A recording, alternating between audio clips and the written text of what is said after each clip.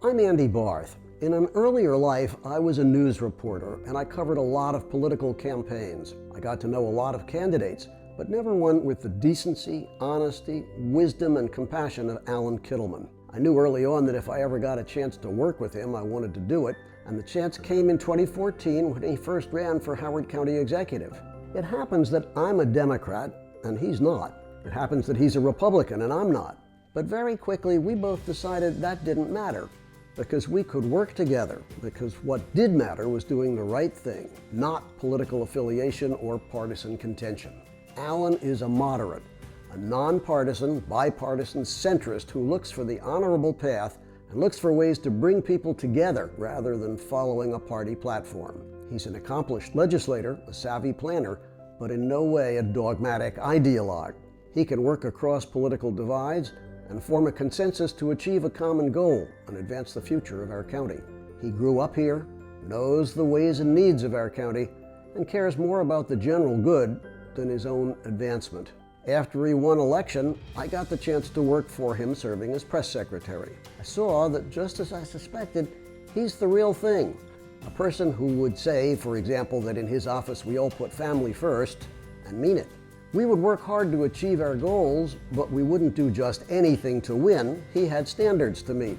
He believes in himself, but also in the dignity and decency of others, and he'll listen to their ideas. He's a guy for whom character is key, and he'll work to include others and bring them along to get things done. He's a realist. There are problems to solve and improvements to be made even in Howard County, but he approaches them, again, not as a Democrat or a Republican. I've heard him say, especially to kids, but to everyone in the county, I work for you. Who's my boss, he'll ask, and answers, you are. He loves going to visit schools because he knows that's where the future is. Not his future, but the county's.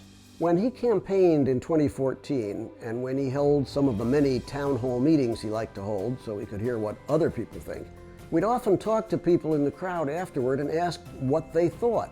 You could call it his staff convening a focus group, but he really isn't that kind of a politician, even though he's been repeatedly elected to office. But one time I got an answer from a young woman in the crowd that I've always cherished because I think it defines him.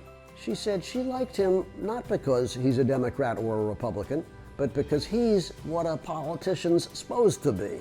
There aren't many political leaders like that anymore, but there are some, nonpartisan to the core, practical and experienced, but still an idealist, not an ideologue.